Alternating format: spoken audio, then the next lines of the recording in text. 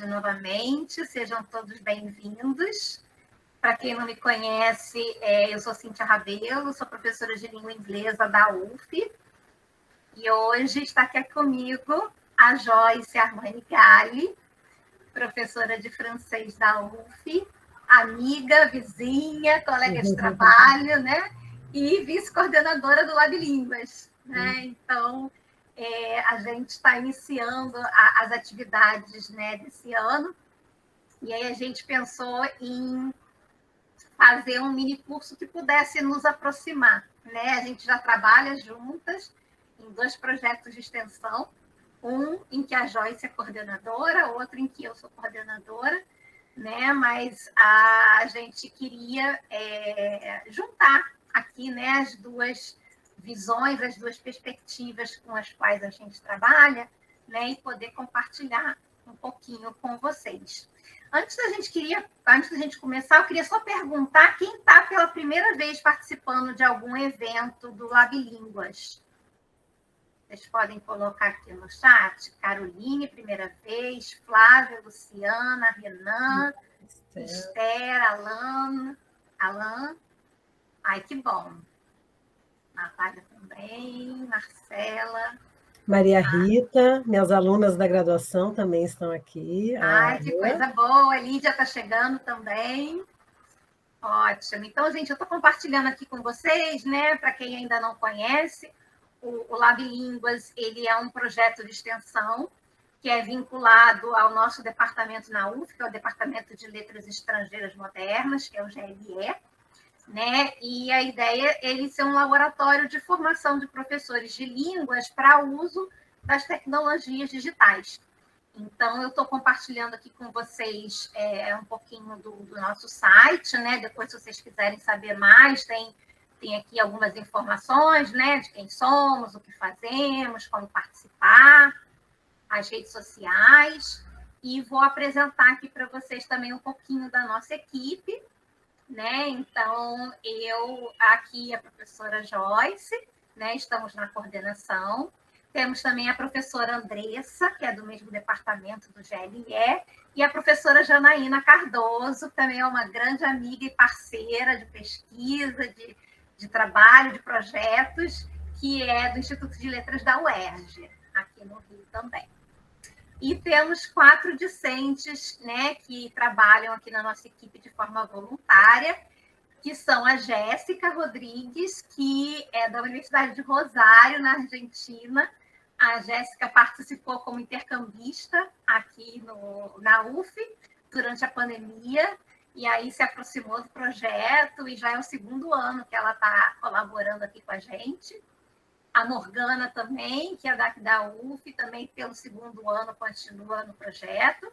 E esse ano tivemos a entrada da Tainá Dias e da Ingrid Bastos, que também vieram se juntar aqui à nossa equipe, né, para poder organizar as atividades, os eventos. Então, aqui no site vocês vão encontrar, né, as diferentes atividades que a gente oferece, oficinas, minicursos, webinários, né? Agora a gente vai ter um ciclo de palestras também com professores convidados, fotos, né? E também disponibilizamos aqui alguns recursos gratuitos, né? Para quem se interessar pelo uso de tecnologias no ensino de línguas.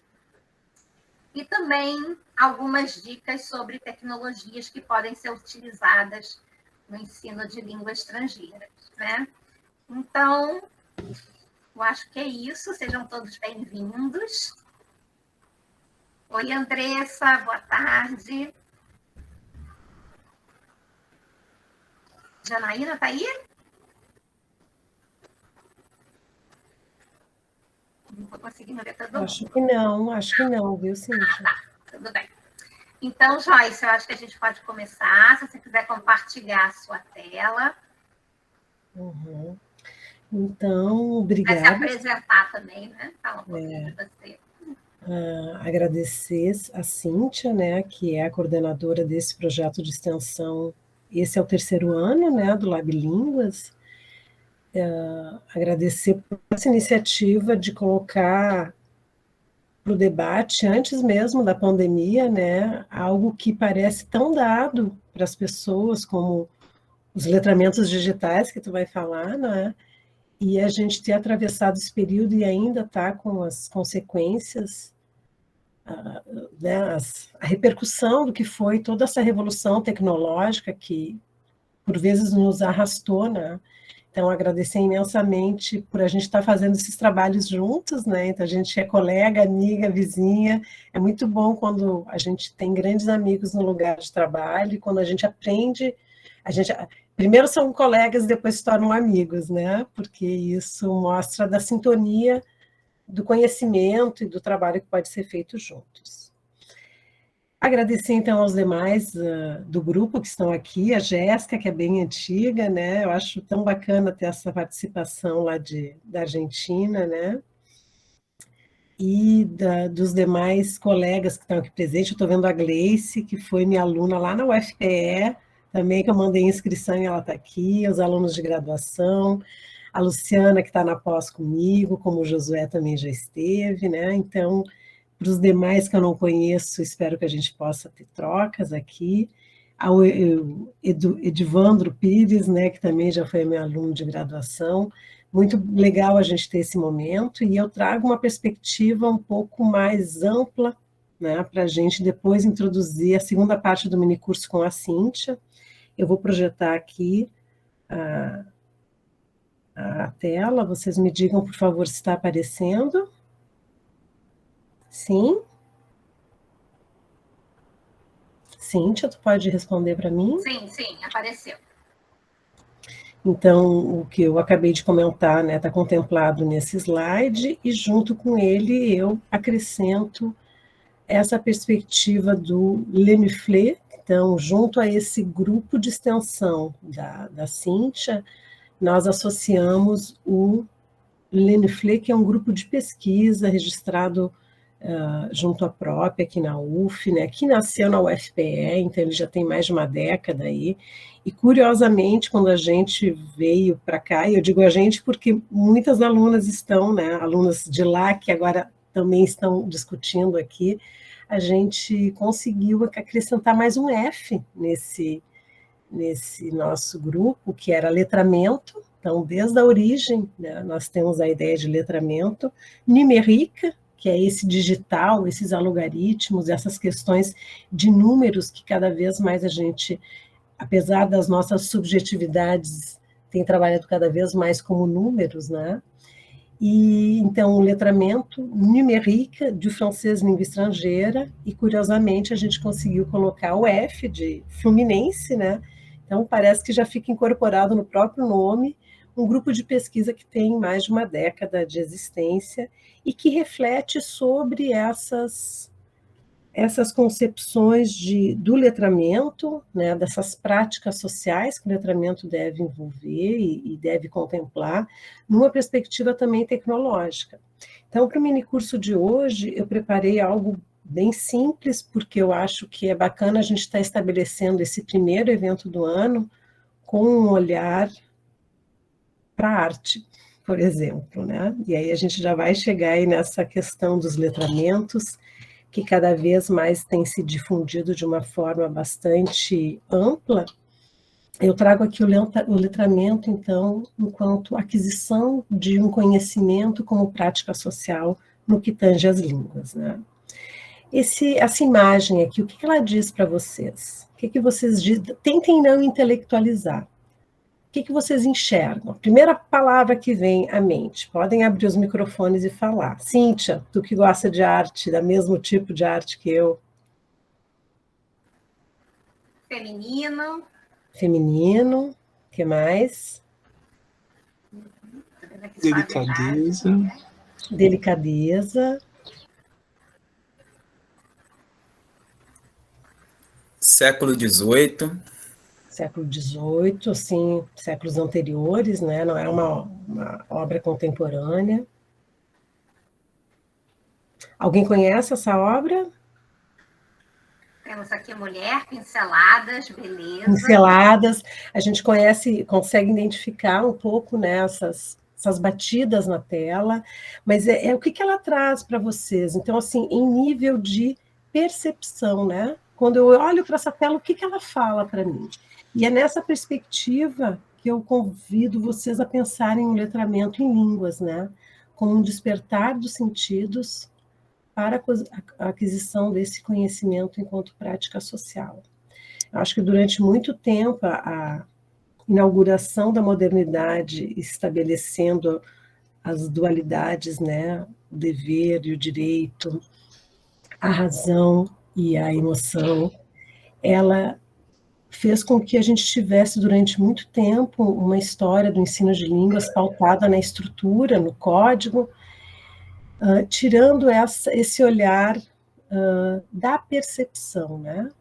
Qual é a percepção quando eu evoco uma língua estrangeira, quando eu aprendo e quando eu faço aprender, que está subjacente ao meu fazer no mundo, né? Então, as línguas são muito abrangentes e o conceito de letramentos vem nesse bojo, ele nasce da etnografia, né? Do olhar para as comunidades, ele nasce da antropologia com um olhar etnográfico, assim, para as comunidades. Essa obra, então, é a obra da Berthe Morisot, né, On the Dining Room, é uma obra, então, do século XIX, né, final dos anos 80, de 1800, e ela representa um movimento que veio tomar uma grande repercussão no mundo, que é o impressionismo, né, que se colocou frente a uma grande dificuldade nesse período, no qual se inventava, então, o daguerreotipo, né, com a invenção da fotografia. Vocês imaginem isso para os artistas da época, né, o que não representou. Então, nosso trabalho não vale mais, nosso trabalho está assombreado, e aí os impressionistas fazem um movimento que nenhuma outra técnica poderia repetir, né?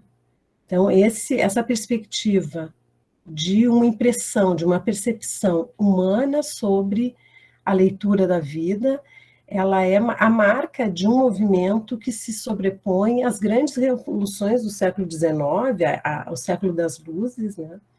E a gente tem, além disso, o fato de ser uma mulher, a Berthe Morisot, que a gente fala em impressionismo, lembra de nomes masculinos, né?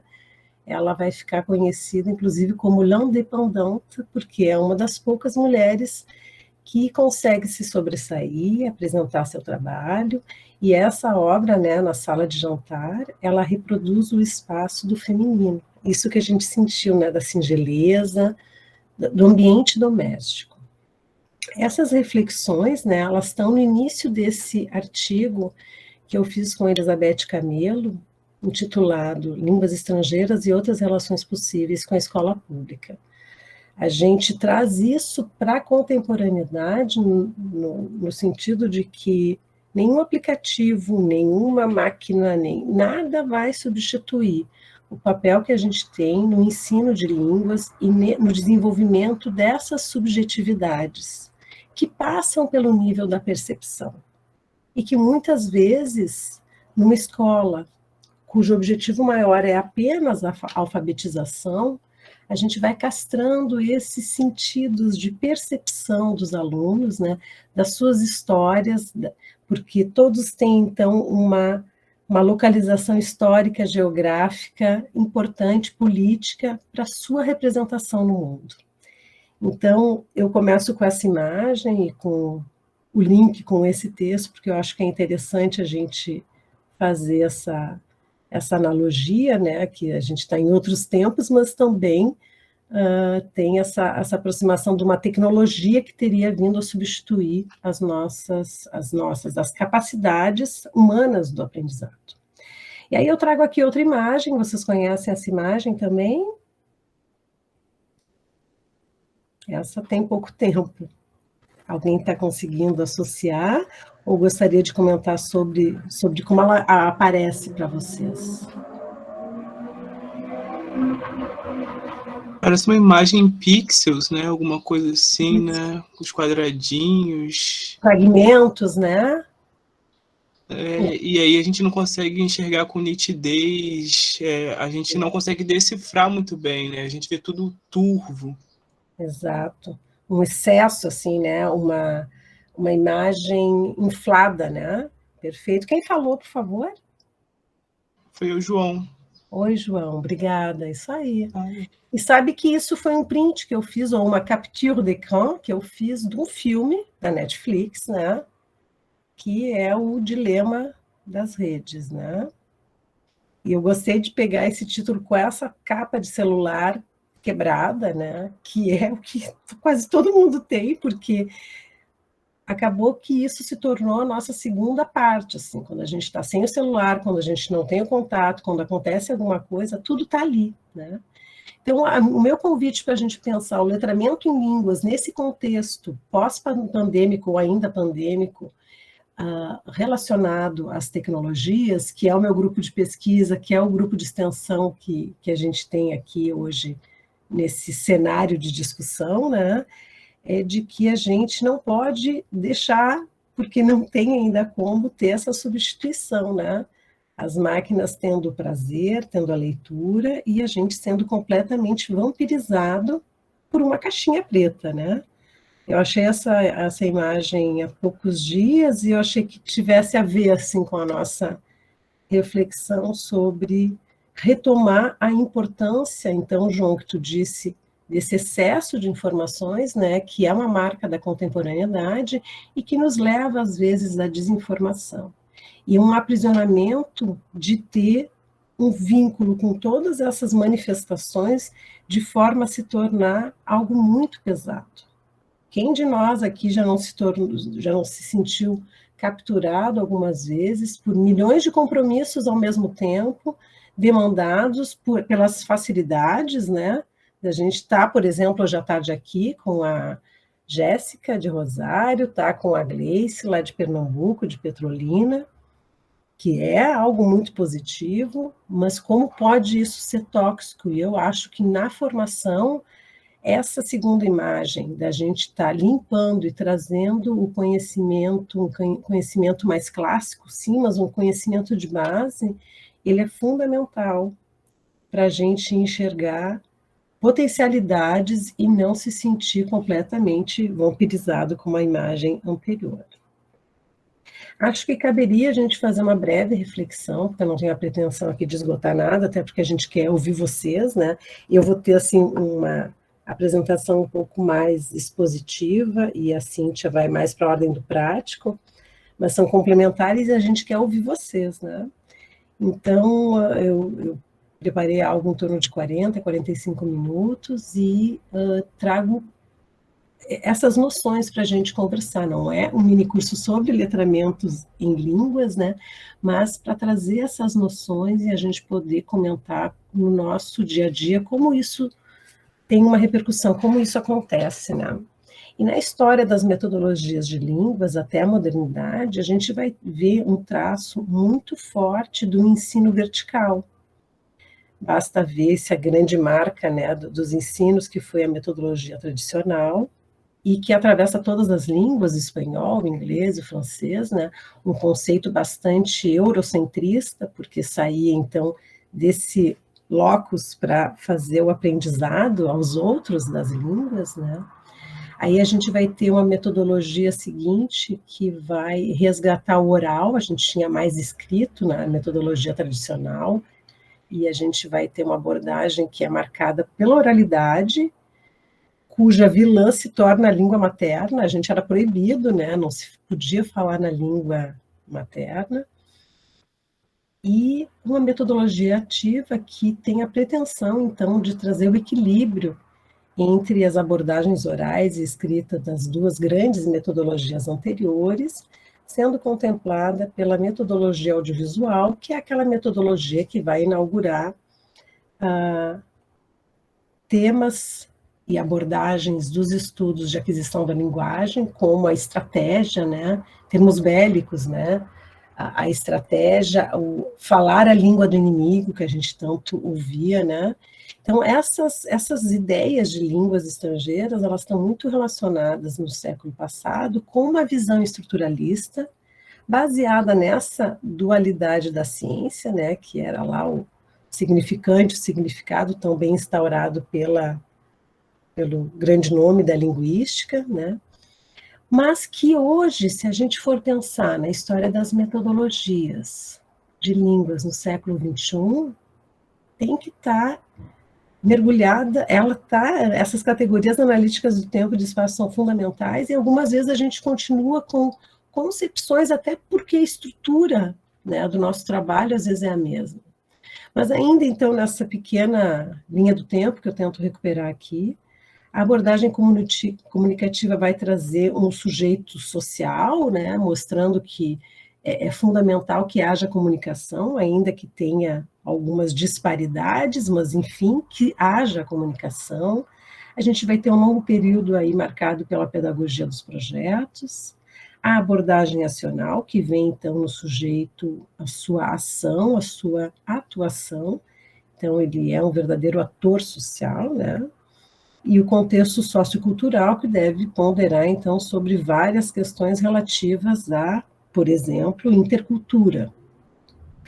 E aí eu penso que uma questão fundamental para a gente avançar nos estudos relativos nos letramentos, né, nessa prática social do ensino e aprendizado de línguas, seja descolonizar essa perspectiva que muitas vezes é calcada num modelo ainda eurocentrista, né, etnocêntrico também, porque nessa nossa sociedade a gente estava mais baseado numa perspectiva interativa, no descentramento do sujeito epistemológico, dialógico e polifônico, porque é esse o mergulho que a gente tem na sociedade contemporânea, e as tecnologias têm aí um papel fundamental, porque o seu uso nunca, em hipótese alguma, é neutro, né?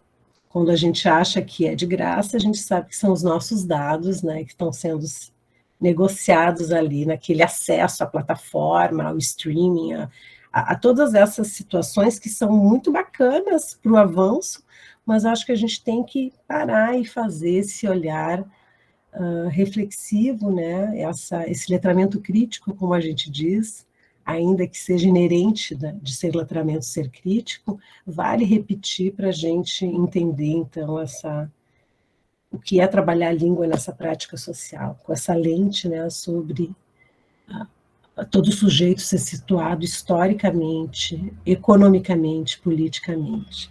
Isso é descolonializar o ensino de línguas, né?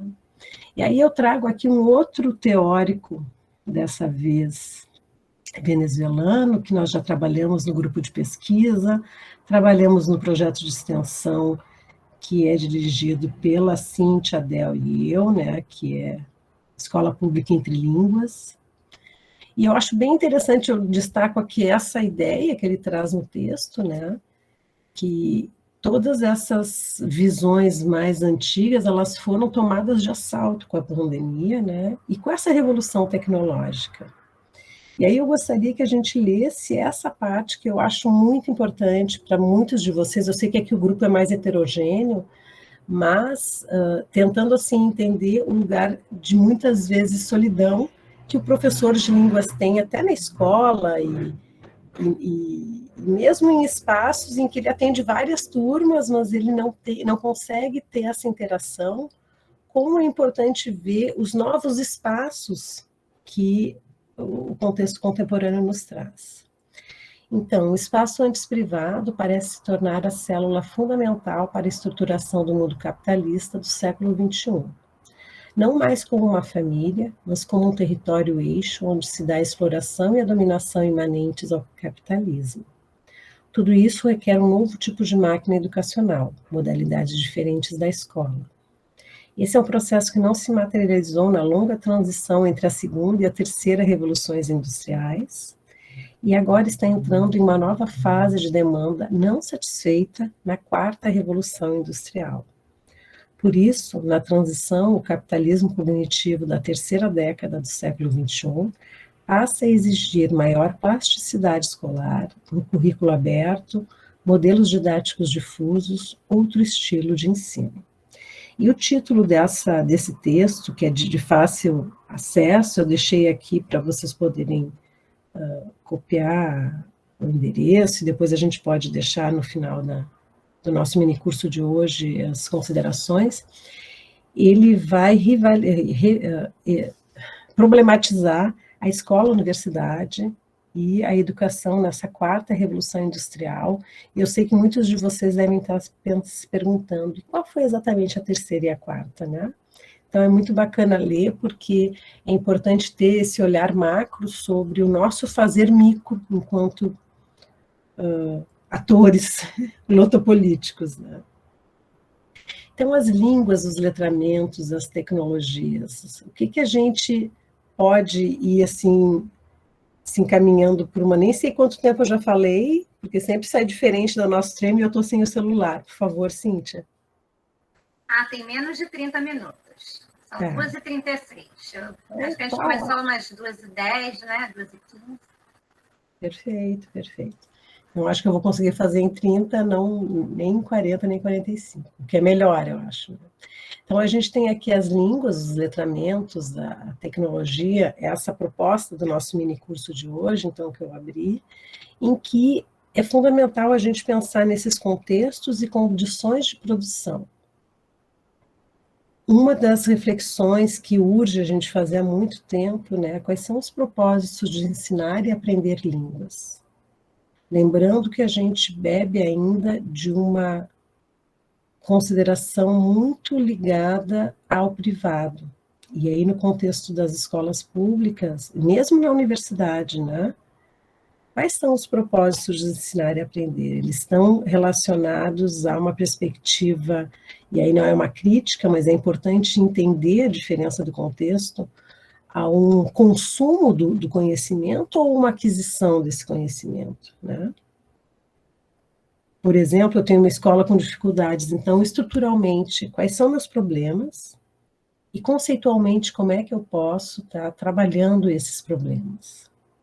Como o despertar dos sentidos opera nessa grande virada epistemológica, uma vez que muito se apagou do que passa pela percepção para se ir diretamente ao comunicativo, digamos assim, a língua enquanto materialidade, né? E aqui a gente está passando por uma língua e suas representações e tudo que ela evoca, a exemplo daquele quadro inicial ali que eu trouxe para o nosso falar. Eu trago também aqui uma obra em francês, sim, não tem problema, eu acho que trabalhar plurilinguismo é trabalhar o acesso da compreensão de várias línguas, né? Então, eu não preciso ler em todas as línguas, mas eu tenho que ter ao menos uma sensibilização às línguas estrangeiras e me sentir uma cidadã que circula por essas diferentes manifestações linguísticas.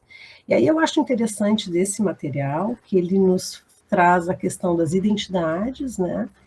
E dos gêneros textuais e discursivos como uma boa maneira da gente poder estar trabalhando a língua e sua representação nessa perspectiva do letramento. Joyce, eu não sei se você viu, a Gleice levantou a mão. Não, eu não estou vendo nada, né? Peraí que eu vou então fechar aqui. Não, eu faço essa petite pose. Desculpa, professora, eu não sabia se podia falar ou não. Claro que pode, com esse sotaque lindo. Tava com saudade do seu. Dois extremos. Mas é porque, só um gancho, quando a senhora falou sobre a questão do ensino das línguas estrangeiras no público e no privado, né? E aí, sobre essa questão da contextualização, é interessante como a gente tem quem ensina no público, né? No meu caso, como essa dificuldade de criar esse vínculo com o aluno, não apenas da necessidade, mas essa questão, por que estudar uma língua estrangeira é importante? Né? Muitas vezes, a grande maioria do aluno da escola pública, ele não tem, a gente tem que trabalhar isso nele. Por que eu tenho que aprender inglês? Porque eu preciso aprender francês ou espanhol? Por que aprender uma língua estrangeira é importante? Então, a gente tem ainda essa barreira no ensino público, né? Desse trabalho de conscientização. Exatamente, acho que alguém falou da instrumentalização, né, da língua estrangeira no público. Mas esse trabalho de conscientização para esse processo na aprendizagem de língua estrangeira. E aí, eu vim do privado e vou para o público e eu sinto essa resistência para mostrar como é importante, independente de qual seja a língua, né, eles aprenderem e terem contato com a língua estrangeira. Mas é um processo que é justamente inserir o aluno nesse contexto sociodiscursivo e é um processo difícil, é um processo árduo, entendeu? Aí foi só para essa questão que eles não veem tipo... Eu trabalho no Instituto Federal da Zona Rural, eu trabalho com alunos que fazem curso integrado de agropecuária, né? Eles dizem, por que eu vou aprender inglês, francês ou espanhol para trabalhar na roça do meu pai? Entendeu? Então, assim, é interessante que quanto o contexto social do aluno influencia na necessidade e no objetivo dele achar a importância de aprender uma língua estrangeira. Mais ou menos, foi só essa reflexão na hora que a senhora estava falando que veio à minha mente. Perfeito. Obrigada, viu, Gleice, pela colaboração. Mas é porque isso, né? O que está nas raízes do Brasil quando a gente pensa no ensino de línguas? Quem de nós aqui já não ouviu para que aprender línguas se ele não sabe nem português, né? Essa frase mais batida. E aí tu traz um relato aí de um aluno que diz que ele não tem que aprender inglês porque ele vai estar lá trabalhando no roçado com a família, né? Só que a indústria agropecuária, ela tem muitos outros recursos, né? A gente sabe que o que movimenta o mundo nesse sistema capitalista, a globalização, ela faz circular grandes e grandes milhões, né, de fortunas através de situações que são consideradas muitas vezes como dadas, né? Então, aquele texto que está apresentado no material estrangeiro, ele chega às vezes a trazer até um certo glamour, assim, que bonito, que diferente, né?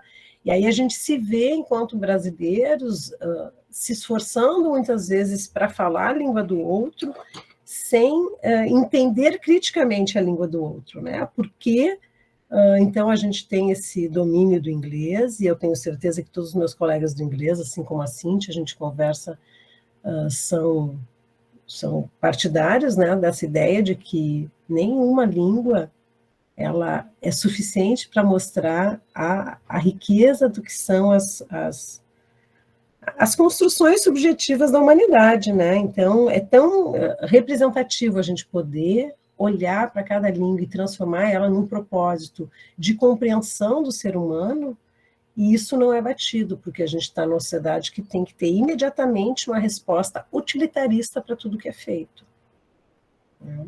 Acho que era mais ou menos isso, né, Gleice? Não sei se... Sim, exatamente isso, né? Essa questão de... essa reflexão é importante porque quando eles chegam, eu saio do ensino médio e vou para a graduação, também no curso de agronomia, eles veem a importância da língua estrangeira, né? Não, e aí, então, na questão do tecnologia, é mais importante ainda, né? Exatamente. Tu faz download, porque tu vê o filme, porque tem a frase, porque os recursos são nessa língua. E o Google Tradutor ajuda em tudo, né? Para eles acham que o Google Tradutor resolve tudo. E aí você vai para o curso de graduação em viticultura e enologia e um curso que não tem, por exemplo, francês no currículo. Tem inglês e tem espanhol, mas não tem francês. Como é que pode? Né? Então, assim, a gente vê que quando eles saem do ensino médio e vão para um curso superior, eles veem realmente a importância e vão ver que o Google Tradutor não vai dar conta de tudo. Porque é uma máquina. Né? Aí a gente volta para a exatamente. explicação aqui do início. O nosso potencial humano enquanto produção de conhecimento, ainda que a tecnologia seja a inteligência artificial de ponta, que parametriza, né? Eu acho que é esse o termo, me corrige, Cíntia, parametrizar a inteligência, né? Ainda que ele consiga fazer esses avanços, nada substitui. É que nem lá a pintura da Berthe Morisot, né? Ela não, nenhuma foto daquela época é tão impactante quanto ver uma produção impressionista, e a gente está num banho, né, agora de Van Gogh no Brasil. Aqui em Niterói a gente vai ter ele amanhã e domingo, ele está em exposição em São Paulo, nós temos o Monet, que está aí desde janeiro, se não me engano, ou março, enfim, né. Mas obrigada, eu vou voltar aqui, tá, para a gente avançar, Gleice, para a apresentação. Gente, vocês estão vendo? Sim. Sim? Sim. Tá, então, a questão dos gêneros textuais e discursivos, né? E aí tem aqui, eu copiei essa parte do texto, porque eu achei que era interessante trazer em francês, né?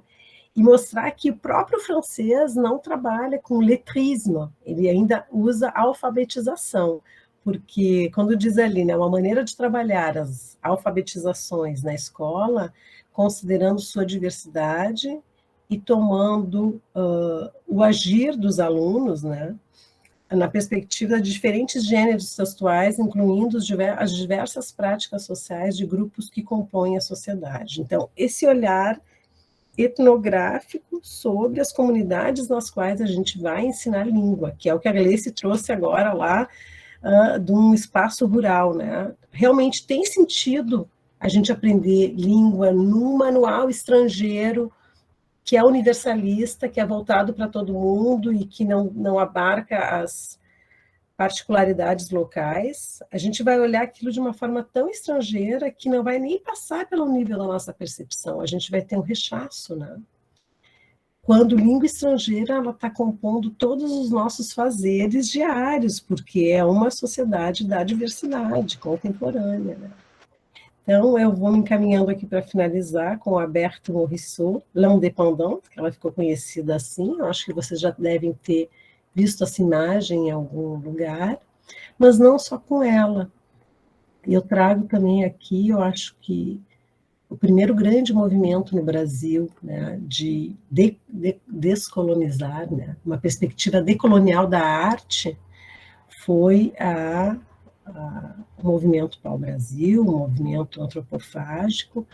E aqui a gente tem uma outra obra belíssima, que também não é essa nossa ideia aqui, ficar falando, né, dos traços artísticos, mas a beleza, né, de Tarsila do Amaral, nessa obra A Negra, né, de 1923, que está no acervo permanente do MASP, em que ele, junto com Oswald de Andrade, então esse movimento que reuniu diferentes expressões artísticas da época, nos traz esse olhar para a nossa identidade. Então, esses letramentos em línguas, eles não prescindem de nós nos vermos como língua importante para aquele processo. Não é uma negação, como era uma metodologia tradicional, que a gente tinha que esquecer a língua materna, né? Materna, entre aspas, também não vou comentar sobre isso. Acho que seria bacana a gente ler essa poesia. Quem gostaria de ler, por favor?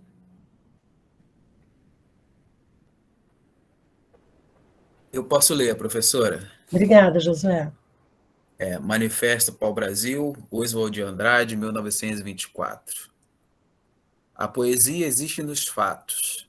Os casebres de açafrão e de ocre nos verdes das favelas, sobre o azul cabralino, são fatos estéticos. O Carnaval do Rio é o acontecimento religioso da raça. Pau-Brasil.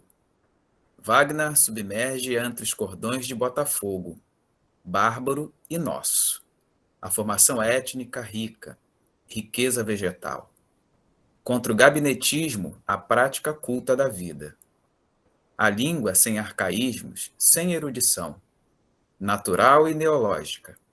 A contribuição milionária de todos os erros. Como falamos, como somos. O contrapeso da originalidade nativa para inutilizar a adesão acadêmica. Perfeito. Não podia ter lido melhor, com toda essa entoação de voz. Ótimo, né? Mas é bonito, e eu acho que muitas vezes a gente passa desapercebido por essas questões de língua e de percepção, né? Então, se a gente for trazer essa poesia para agora, né, como é que é isso nesse contexto de uma série de informações, de um esgotamento que a gente tem frente à nossa condição humana nesse contexto difícil, de tantos lutos que ocorreram, de tantos retrocessos que a gente tem assistido no plano da educação, não é? O quanto se faz necessário a gente ter essas identidades, e veja que nem letramentos, é sempre no plural, né?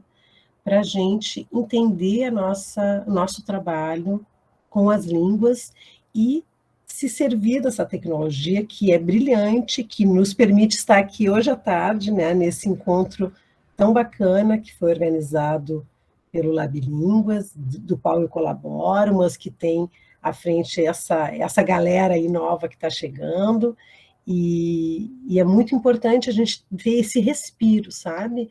Muito mais do que replicar, reproduzir, eu acho que a gente tem que parar às vezes para ver o que está acontecendo com o nosso trabalho, para que isso sirva muito mais de inspiração do que apenas uma reprodução, né? O sentido, trabalhar com o sentido nessa lente teórica importante que é perspectivada pelos letramentos. Então, muito obrigada. Boto de novo o nosso símbolo aqui, que é um símbolo de flor também, porque lembra les fleurs, né? E merci de votre attention. Ai, que bom vou poder ver. Eu gosto, mas eu não estava enxergando vocês. Dá uma certa... Quem já esteve, né? Todo mundo aqui já fez aula, já fez coisas, e sabe que a gente fica assim, o que será que estão olhando? E agora é que eu vou ver um pouco dos comentários. A Luciana, querida, no público, a instrumentalização da língua estrangeira é muito forte. Exatamente, exato. Quer falar um pouco, Luciana? E depois o Josué, né? Não, essa questão até é um debate, né, que nós todos temos quando reunimos diversos professores de diversas línguas diferentes, mas essa questão sempre da primazia da língua inglesa em função dessa imposição do mercado capitalista, de preparar uma massa trabalhadora. Nós temos a supremacia estadunidense, clara, está posta, há que ser contestada, mas está posta, então o mercado acaba exigindo essa imposição à língua inglesa, e por isso hoje os documentos oficiais estão colocando isso em prática, mas uma coisa, um comentário, eu e Gleice, a gente estava trocando figurinha aqui no chat, infelizmente, com a questão do capitalismo, a gente esquece que educação, ela não é a preparação de um trabalhador, é também, mas ela é principalmente a preparação, a formação de um ser humano. Então, há que se considerar o ser humano como um todo. E não existe essa questão de uma língua além de outra, uma língua mais importante que outra. É que se preparar o ser humano para a vida.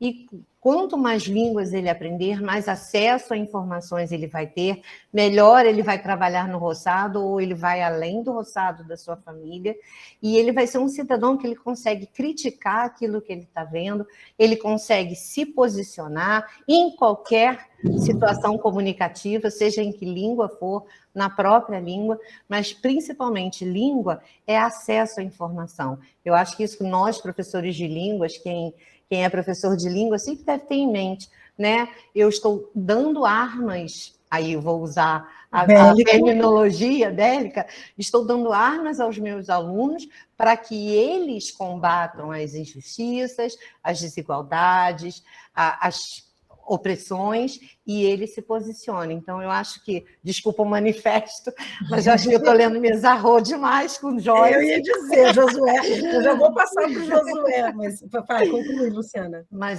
eu acho isso, eu acho que é uma coisa muito importante, ferramentas tecnológicas, eu dou aula online o tempo inteiro, são excelentes, abrem possibilidades para pessoas de diferentes lugares, com diferentes limitações, terem acesso à informação, mas nada substitui interação professor-aluno, interação em sala de aula, isso é fundamental. Essa interação humana é o fundamental da educação. E a gente tem que ter isso em mente. Ferramentas são ótimas, mas são apenas ferramentas. Elas não são o coração da educação. E o coração da educação é a alma do professor, a alma do aluno ali. É isso. Perfeito, ótimo, Luciana. E é isso, né? É uma visão emancipatória. E nessa visão libertadora, a gente não tem apenas o instrumento, a ferramenta, a gente tem uma composição para a gente criar condições de trabalhar no mundo. Então, o mercado de trabalho, que é uma terminologia bem capitalista, bem neoliberal, né? Ele tem que ser ajustado porque a gente não pode visar desde dos processos iniciais de conhecimento, que é o debate que eu estou tendo na prefeitura aqui, com os anos iniciais, com o francês, por exemplo, para um mercado de trabalho, mas para o mundo da vida. Então, o mundo da vida é importante, e essa vida tem várias línguas, senão a gente vai se transformar na ilha, né? Aí, já somos um pouco, para a gente que recebeu uma visita essa semana, né? Brasil ilha, de todos os países que falam espanhol e a gente português, e meio que de costas para esses países, porque a gente então só fala português, né? É muito importante a gente ver a pertinência de entender como as línguas nos constituem e nós somos atravessados, constituídos por elas, né? E o Josué tinha levantado a mão, eu vou depois aqui ler os comentários, pois não, Josué? Oi, professora. Boa tarde, professoras. Que saudade, professora Joyce, que saudade. Só fazer aqui 2 comentários breves, né? Também tem que ser breve. Um foi lá nos seus primeiros slides, e quando a colega Gisele, eu acho, ela Gleice. fala... Gleice, desculpa. Ela fez o relato aí, eu lembrei de um momento no final do ano passado, quando a gente propôs, os alunos estavam se formando, né, lá na escola, a escola que eu trabalho é do 1º ao 6º ano, e eu sou um dos professores de alemão numa escola pública aqui do Rio de Janeiro. E propuseram fazer aquelas camisetas, né, de final, de formatura e tal, e eu perguntei por que eles não colocavam a mesma palavra em português e em alemão. E houve um questionamento de alguns pais, né, porque a palavra que pesquisada para formandos da escola em alemão, eles foram ao Google Tradutor e Google Übersetzer e viram que eram diferentes do que eu tinha falado. Então, foi o momento que eu tive que explicar para os pais o que era o Google e o que era eu, o professor que estudava, que estava me esforçando, que não era uma máquina e tal. Então, foi um momento assim muito diferente na minha prática, né? E tal. Me deu um pouco de raiva, mas eu consegui cumprir meu papel de explicar às pessoas, né? E um outro momento assim, também no final muito interessante, que foi com essa questão dessa hegemonia, né, da língua inglesa. Eu estava corrigindo um exercício e um aluno não tinha feito esse exercício. E aí eu falei, poxa, você não fez exercício e tal. E esse aluno, ele disse assim, bem baixinho, né? Mas eu estou no Brasil, por que eu tenho que falar e escrever em alemão? Eu ouvi aquilo, imediatamente um colega dele do lado e falou assim, mas essa escola é uma escola bilíngue em alemão. E no mundo não existe só a língua portuguesa. E aí ele transferiu para mim, me fazendo a pergunta, quantas línguas existiam no mundo? E aí a aula mudou, graças a Deus.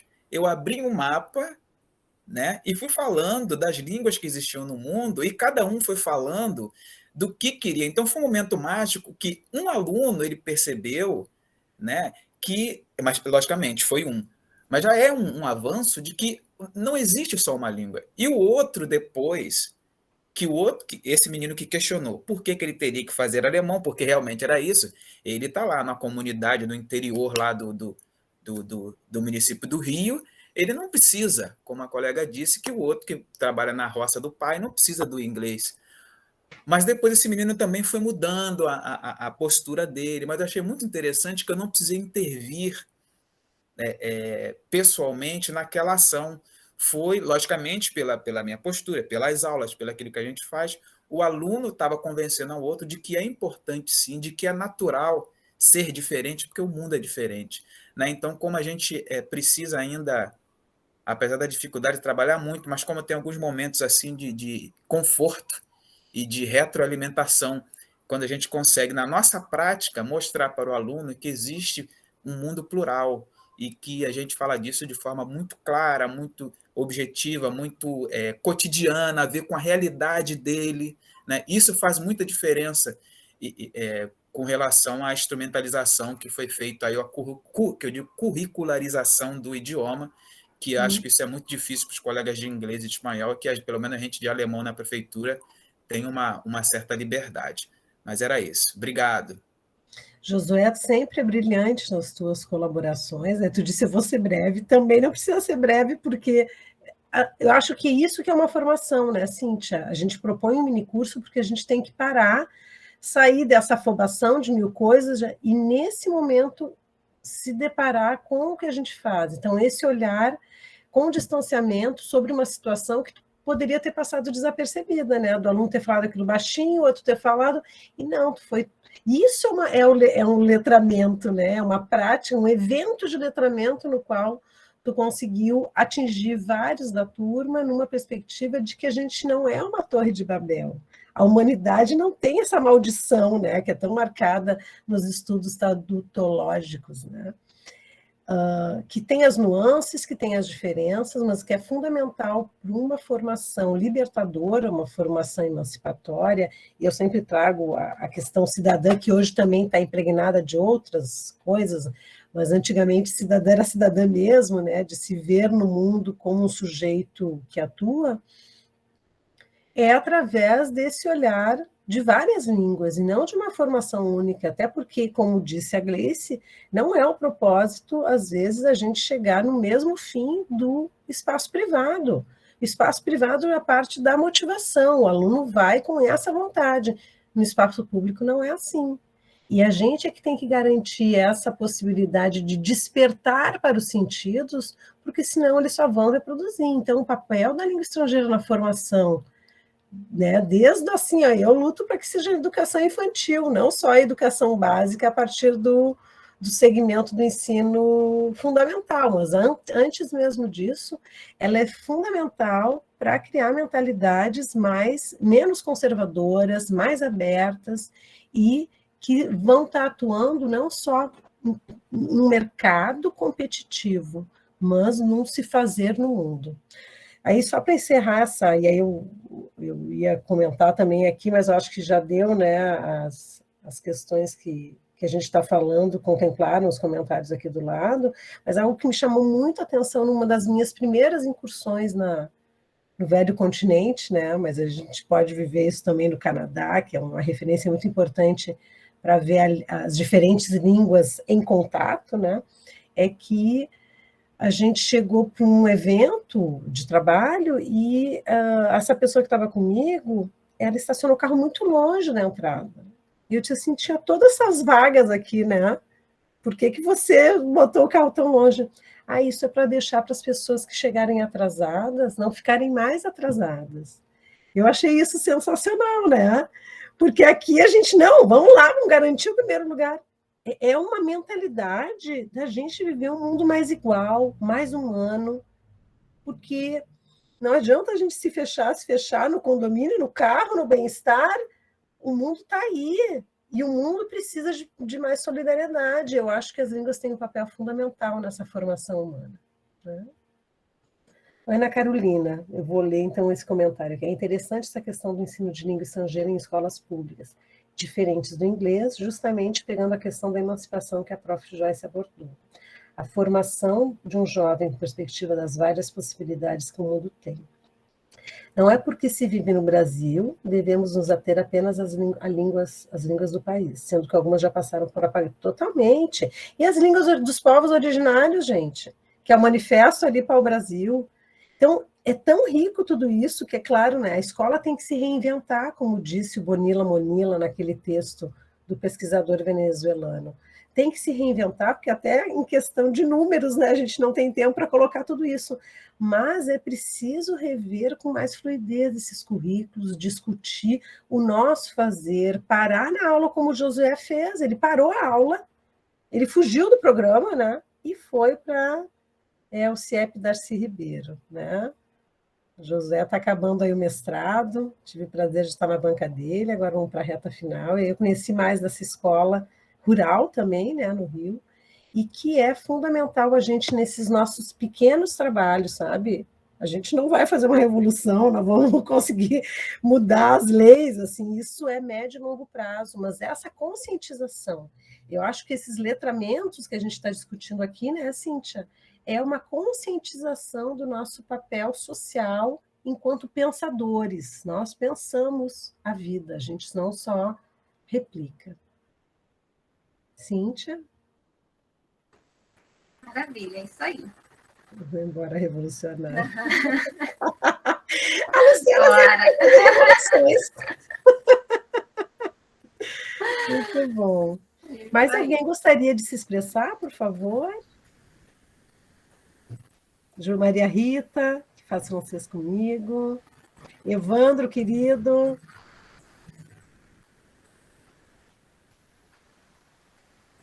Estão tímidos? Imagina a gente aqui com a câmera aberta, falando todo tempo. Mas é assim, é um novo mundo e é isso, sabe? Está gravado, todo mundo vai ver os erros, devo ter falado coisa errada também, mas é a nossa maneira de estar existindo e se refazendo, né? Acho que é importante. Certo, Evandro. Então, Cíntia, eu passo a palavra para ti. A Lu levantou de novo a mão. Não, é só para comentar que esse contato é fundamental, que nós, professores de qualquer língua, tenhamos contatos com outros professores de outras línguas. É nessa troca que a gente vai crescendo. Esse espaço de curso é extremamente importante, né? De se conhecer, de um conversar com o outro. Eu conheci a Gleice agora, né? De repente trocar ideias com ela, outras pessoas de outras línguas. Eu acho que isso aqui é fundamental. Exatamente, é esse trabalho aí que a gente vai fazendo em rede, né? E que vai mudando lá a lei, o manifesto. Não pensem que isso é à toa, não. Tudo que a gente está fazendo tem um propósito e é bom a gente sempre olhar para frente. Aí eu sou positiva, né? Não sou positivista, mas sou positiva, entusiasmada. Professora, eu vou retomar a leitura do Bonilha Molina, porque está faltando ele na minha dissertação, ó, me lembrou. E ele é muito bom, né? Ele é muito bom porque ele Maravilhoso. é um pensador da América Latina, para a gente também parar de beber só nos grandes estudiosos europeus que têm uma importância inegável. Porém, quem é que sabe do local? São as pessoas que estudam e trabalham aqui. Então, é importante a gente ter uma referência como o Bonilla Monet, que é um educador venezuelano excelente, que produz, tem lá um blog com milhões, ele já tem outros textos, viu, José, muito bacanas. Eu peguei esse porque esse eu acho que ele vai no cerne dessa ideia de que professor, vire-se, você tem que dar aula, e às vezes a gente não teve formação nenhuma. Eu aprendi com o Lab Línguas a usar a Rede Nacional de Pesquisa, que é a plataforma que eu trabalho até hoje, né? Então, esses respiros que a gente dá é graças a esse tipo de olhar, senão a gente vai até adoecendo, né? Porque é amedrontador, às vezes, estar nessa roda viva. A própria história do Lab Línguas, né? Quando ele foi pensado, idealizado, foi bem antes do período da pandemia, né? Foi em 2017, quando o projeto foi, né, escrito, proposto para o departamento. A gente começou em 2018 a montar, a ideia era montar um laboratório físico, né, lá na UF, para que a gente pudesse ter um espaço para essas formações, tanto iniciais quanto continuadas, mas também para a aprendizagem de línguas dos nossos alunos, licenciandos, né, graduandos, utilizando as tecnologias, né? Então, o projeto ele foi pensado num espaço físico e ele ia ser inaugurado em 2020, quando a gente conseguiu os equipamentos, conseguimos organizar o espaço, e foi justamente quando veio a pandemia, e a gente teve que realmente se reinventar, né? E aí ficamos esses 2 anos, 2020 e 2021, fazendo todas as atividades que tinham sido pensadas, né, para serem presenciais de forma online. Lógico que outras também surgiram das demandas que foram surgindo por conta da pandemia. E uma grande vantagem, um grande benefício disso foi como a gente conseguiu ampliar o nosso público, né? A princípio, se fosse apenas ali o Lab Línguas na UF, talvez a gente tivesse a participação, né, do público local aqui de Niterói, talvez até do Rio.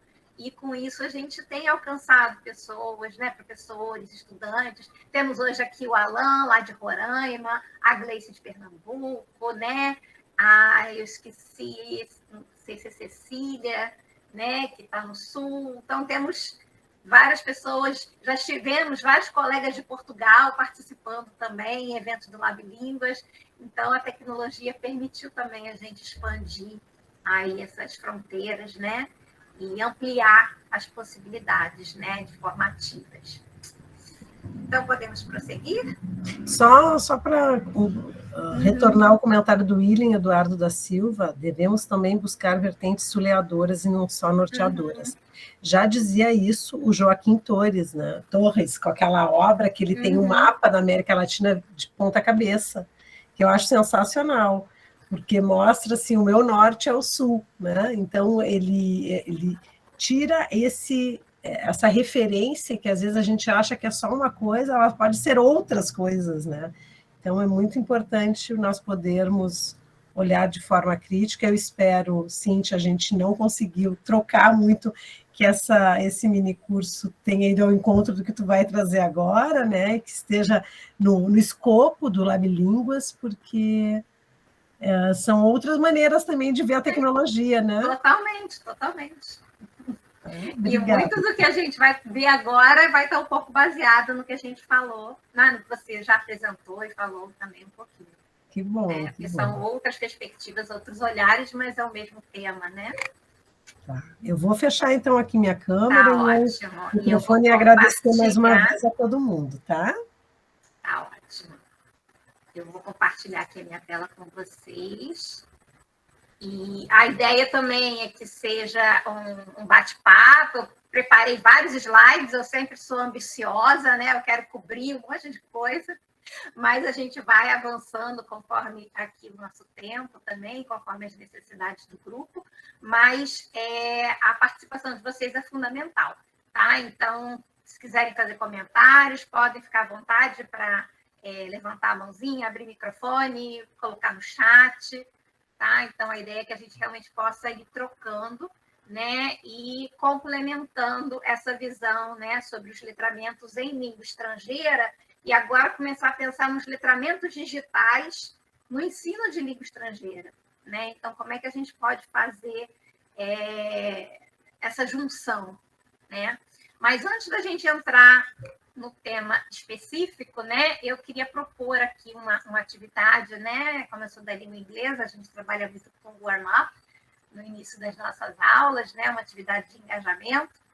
Então, eu preparei aqui uma atividade utilizando um aplicativo que ficou bastante conhecido. Eu já usava antes da pandemia, mas ele popularizou bastante durante a pandemia, que é o Mentimeter, né, não sei se vocês conhecem. E aí tem 3 maneiras diferentes de vocês participarem, tá? Uma é o link que eu vou botar aqui para vocês. Vocês podem abrir uma outra janelinha no navegador de vocês. Outra é escanear o QR Code que está aqui na imagem. Ou então, quem tiver no celular, é só entrar, ou no computador, no site mente.com e digitar esse código aqui. Tá? Então, são 3 maneiras diferentes de vocês participarem dessa atividade. E aí, dentro do Mentimeter, a proposta é que, com base no que foi discutido sobre letramentos, né, o que vocês entendem por letramentos digitais? Né? Então, a ideia é que vocês compartilhem, né? Vocês podem, o que vocês quiserem, o que vocês pensarem, pode ser uma palavra, pode ser uma frase, né? Só para a gente poder fazer aqui um levantamento de ideias antes de apresentar para vocês o material que eu trouxe. Vocês estão conseguindo acessar? Sim, pelo QR Code, facinho. Joia. Pelo QR Code é rapidinho, né? Mas para quem quiser, tem o link aqui no chat e o código também. Alguém precisa do QR Code de novo? Então, Estou aqui com a tela, né? Uso de ferramentas digitais para aprendizagem de línguas, interação, conhecimento e uso prático dessas ferramentas, inovação, práticas e ações realizadas com domínios de tecnologias digitais, utilização de diferentes mídias e suportes digitais para proporcionar um letramento crítico, formas alternativas de ensinar e entrar em contato com línguas estrangeiras através de meios digitais, entenda letramentos digitais como sentidos e significados diversos sobre o suporte digital, Adriana, colaboração, muito bom. Mais alguém quer adicionar alguma ideia?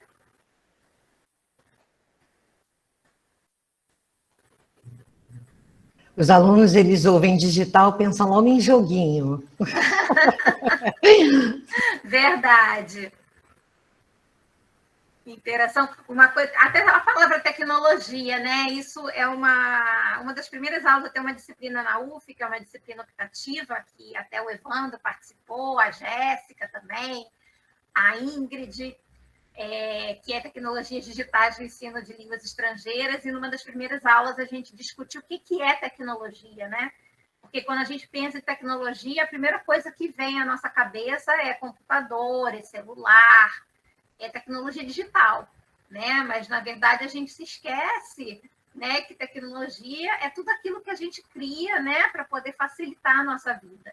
E aí a gente tem várias tecnologias analógicas, né, como o quadro negro, o próprio livro, né, a própria linguagem, né, são todas tecnologias e muitas vezes a gente esquece, né, desse contexto, desse conceito.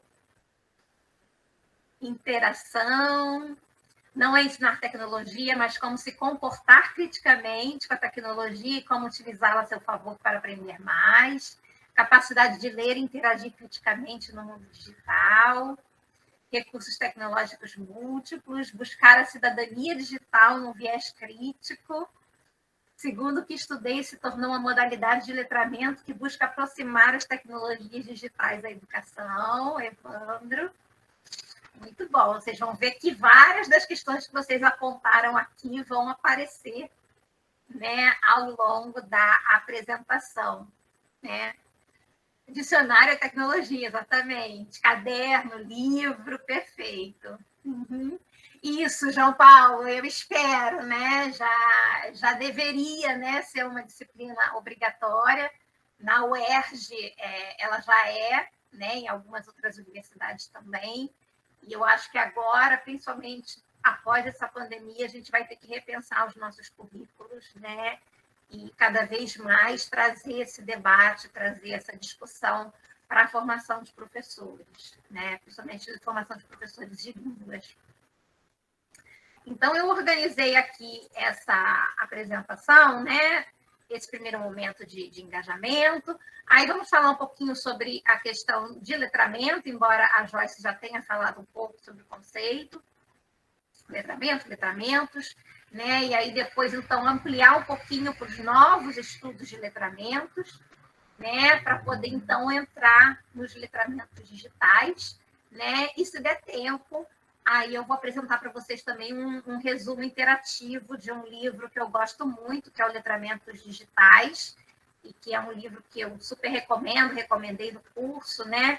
Porque ele ajuda bastante o professor, né, de línguas a pensar o ensino de línguas, né, com os letramentos digitais, né? Então, depois eu falo um pouquinho sobre esse livro, mas se não der tempo, tem um resuminho que eu vou compartilhar com vocês. Então, a primeira questão é a palavra letramento, né, o conceito de letramento. Primeiro que surgiu o letramento, depois começou a ampliar para letramentos, né? E aí eu trago a Magda Soares, né, que foi uma das primeiras pesquisadoras no Brasil a trazer, levantar, discutir esse tema. E aí ela faz um levantamento do campo semântico de letramento, né? E aí várias palavras, né, que estão relacionadas, como analfabetismo, analfabeto, alfabetizar, alfabetização, né? E todas essas palavras relacionadas ao ato de ler e escrever, né? Só que a gente sabe que o letramento ele vai muito além, né, do saber ler e escrever. E aí, como professora de língua inglesa, né, eu trago também aqui a palavra em inglês, que é literacy, e que vem, né, de litera, palavra, né, mais essa desinência de estado, condição. Né? Então, literacy, a tradução, né, dessa palavra em inglês seria estado ou condição que assume aquele que aprende a ler e escrever. Né?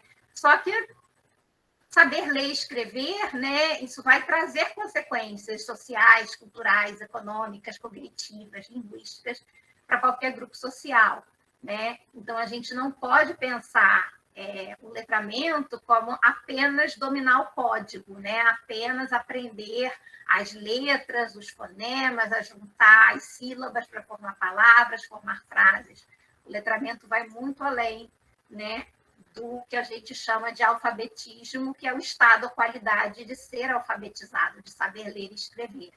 Né? Então, segundo a Magda Soares, o letramento é o resultado da ação de ensinar ou de aprender a ler e escrever.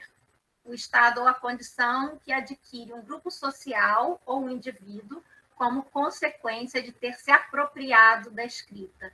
Né? Então, o letramento ela traz essa questão da apropriação.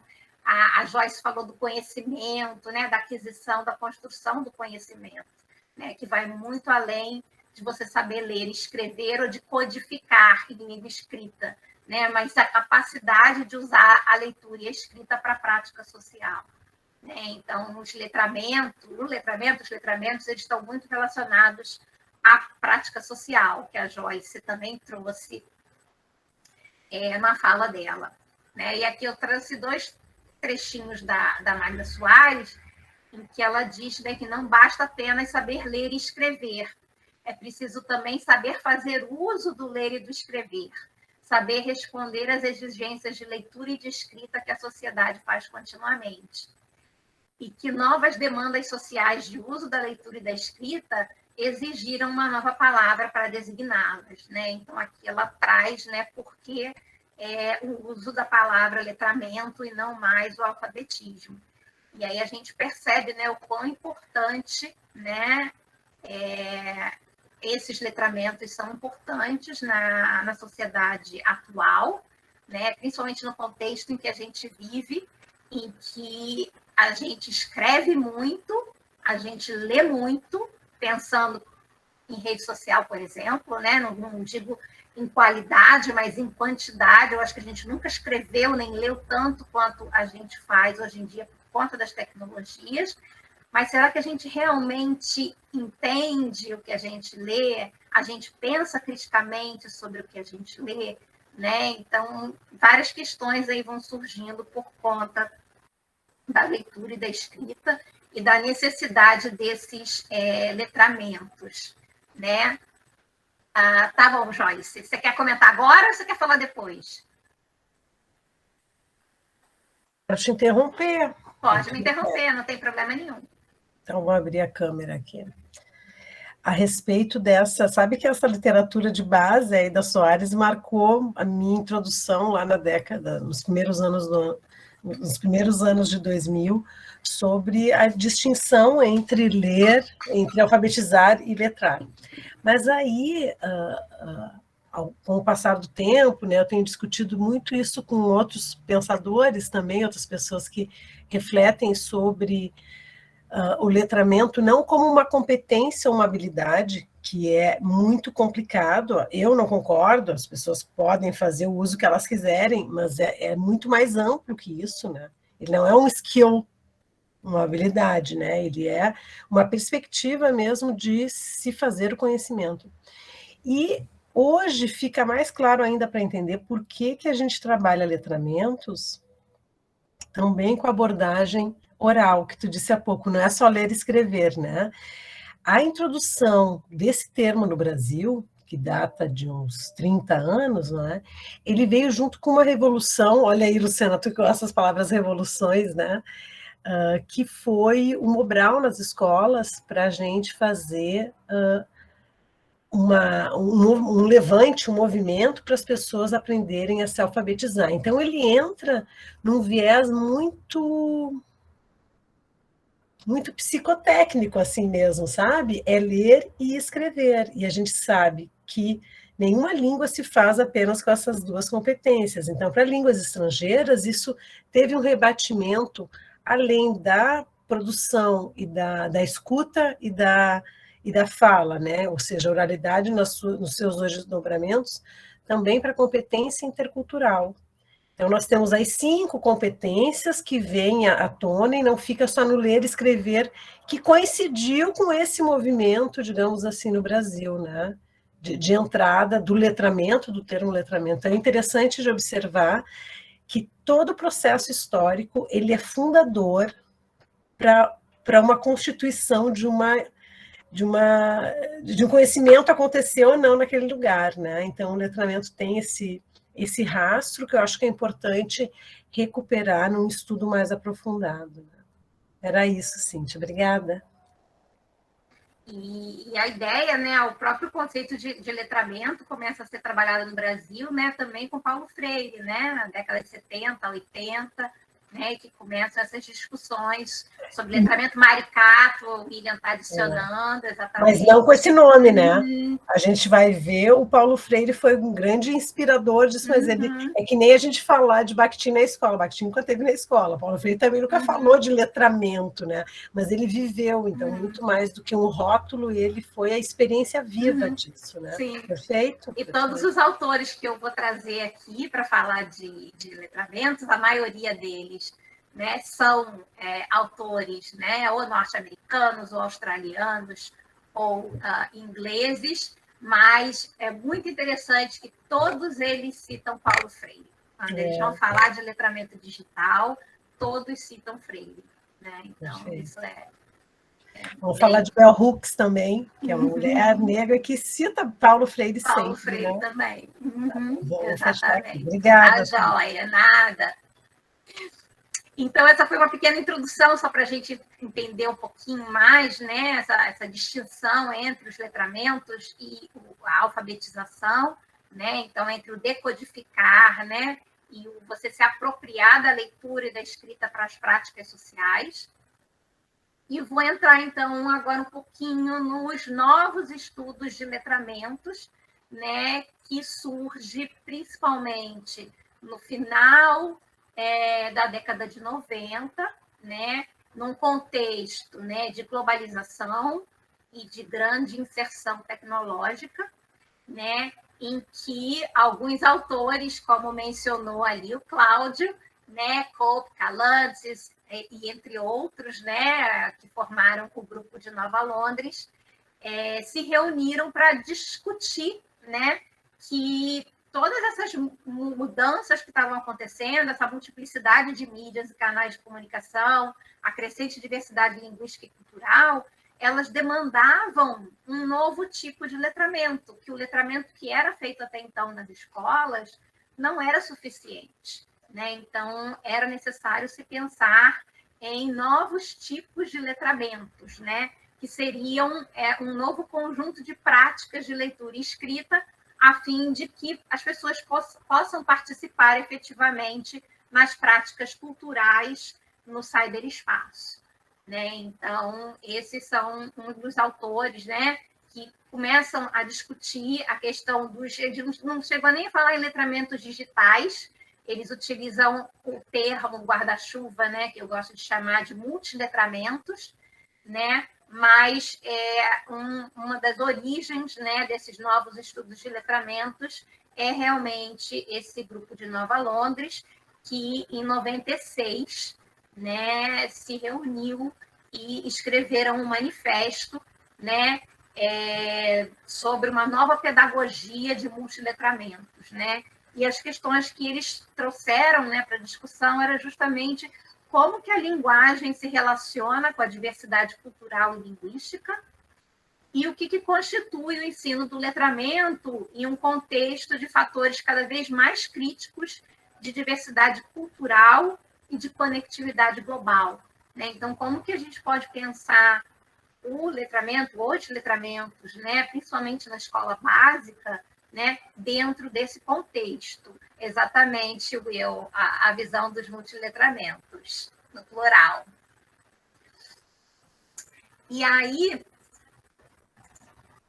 a gente tem justamente essas duas questões, né, da multiplicidade de canais de comunicação e de mídias, e também o crescimento da diversidade cultural e linguística, que vai trazer, então, a necessidade, né, de uma nova pedagogia que vai complementar a pedagogia tradicional de letramento, né, trazendo esses dois aspectos relacionados à variedade de textos.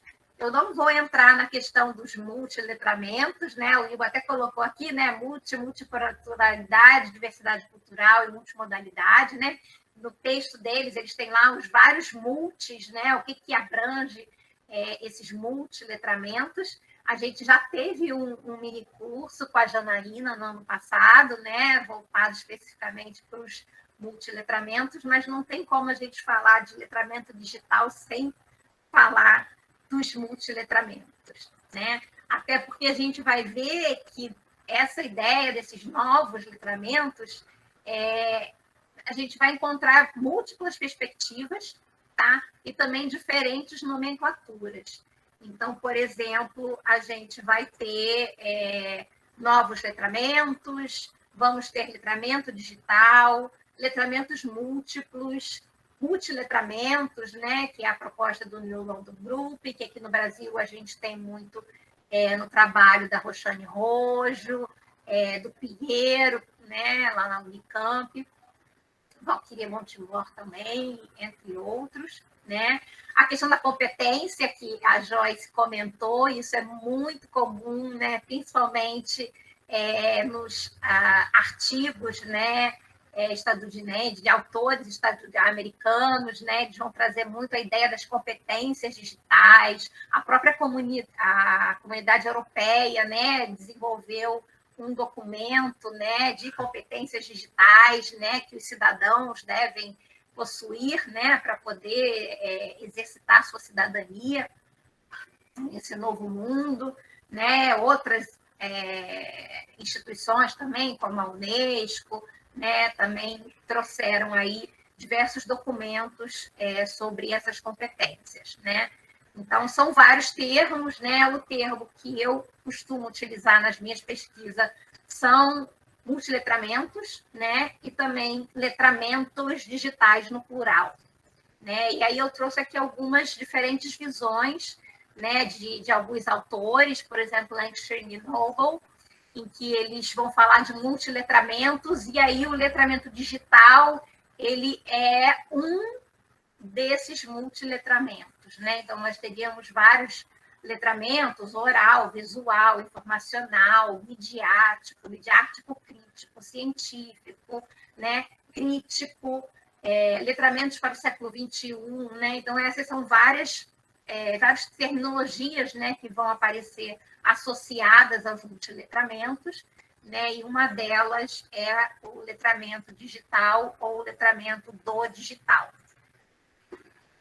E aí eu trouxe aqui um excerto de um artigo que eu gosto bastante, em que eles tentam fazer uma diferenciação, né, entre esses termos, né, novos letramentos e letramentos múltiplos ou multiletramentos, né? Mas todos eles, né, eles são utilizados para significar uma ampla gama de perspectivas sobre letramento e ensino de letramento, né?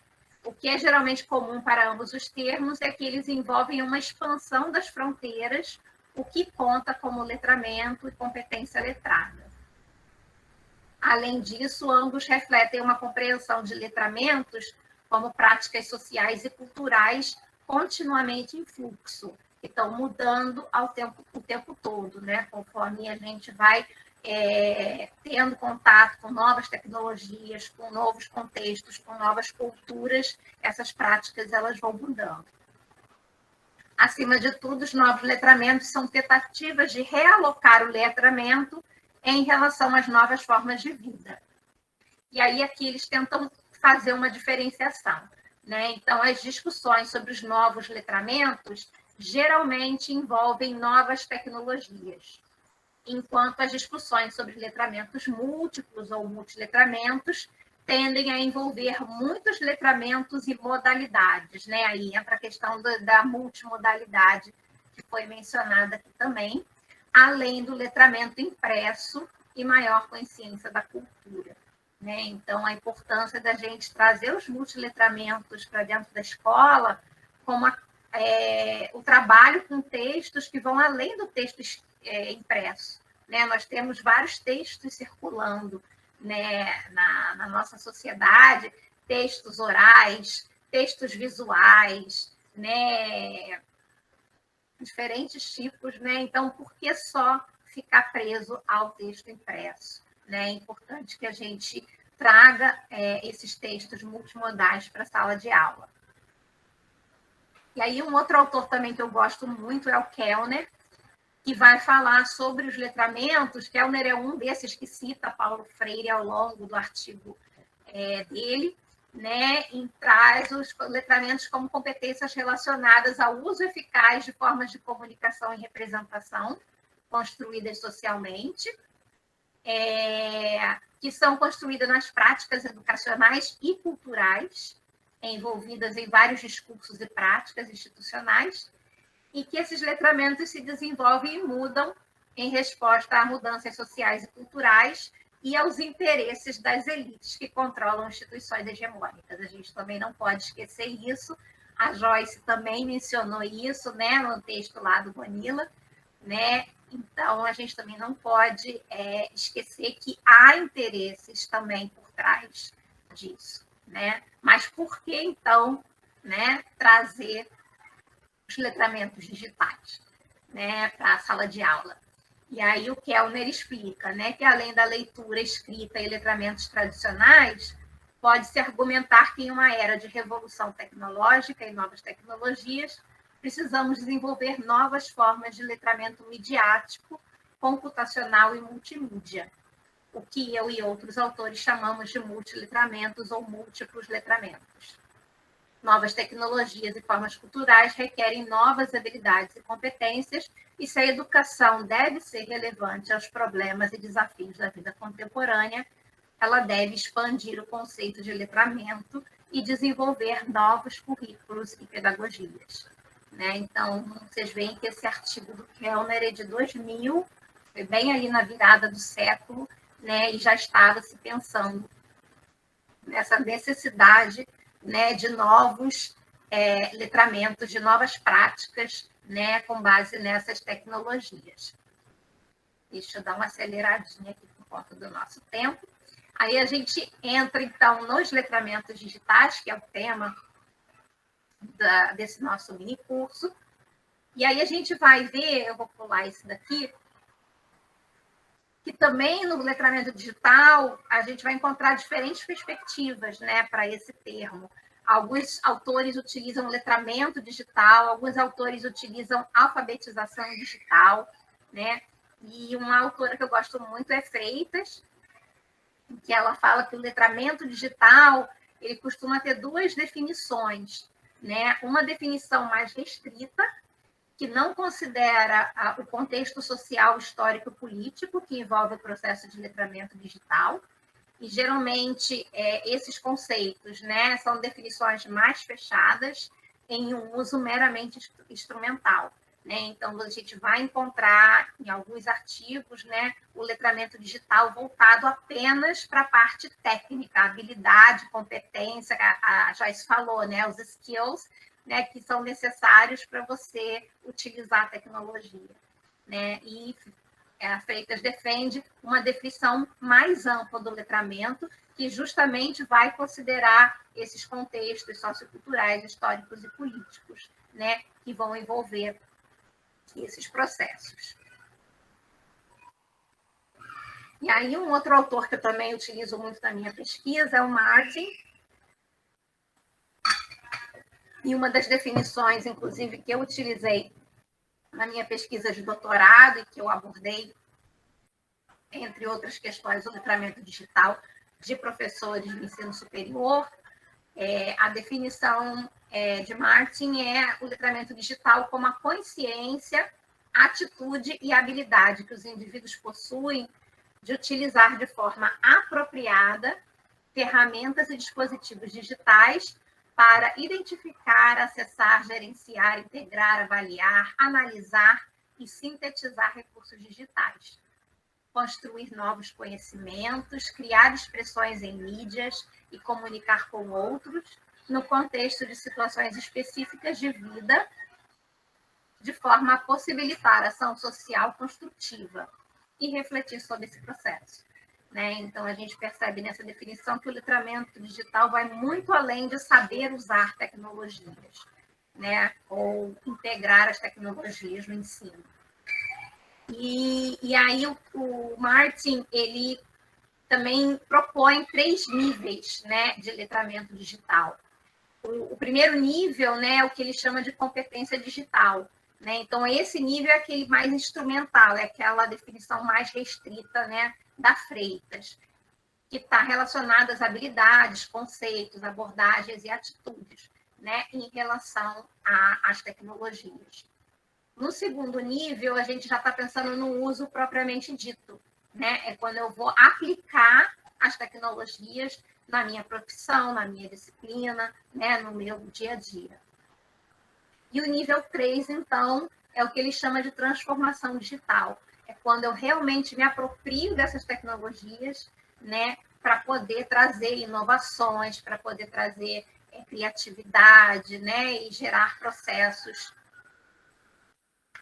criativos, É lógico que o ideal é a gente ficar aqui nesse nível 2 e nível 3, não estagnar no nível 1, mas o nível 1 ele é um pré-requisito, um precursor para que esses outros níveis possam se desenvolver. Então, é importante a gente ter esse uso instrumental, saber utilizar a tecnologia, só que vai muito mais do que apenas isso. Então, ele resume também aqui o nível operacional, que é o domínio das competências digitais, o uso consciente, quando eu aplico essas ferramentas de forma apropriada, e a reflexão crítica, quando eu compreendo o impacto transformacional, social e humano das ações digitais. Então, é super importante que, ao trabalhar os letramentos, a gente pense, leve o aluno principalmente a essa reflexão crítica sobre o uso das tecnologias.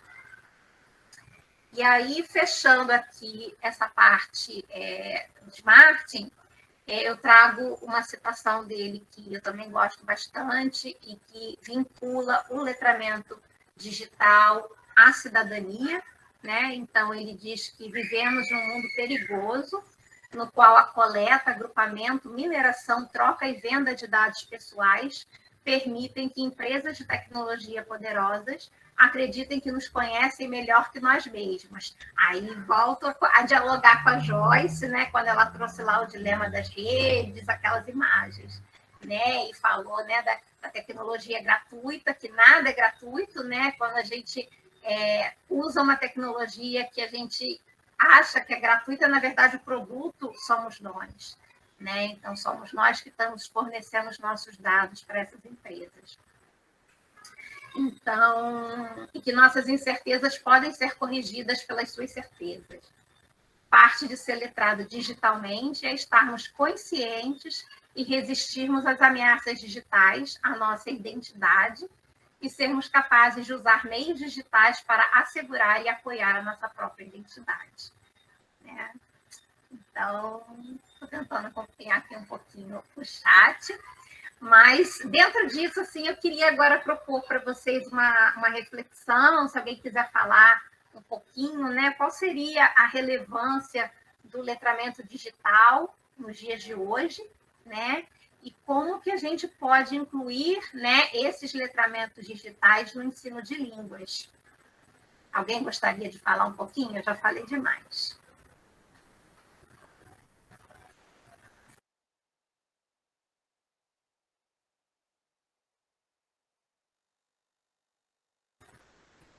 Ninguém quer falar?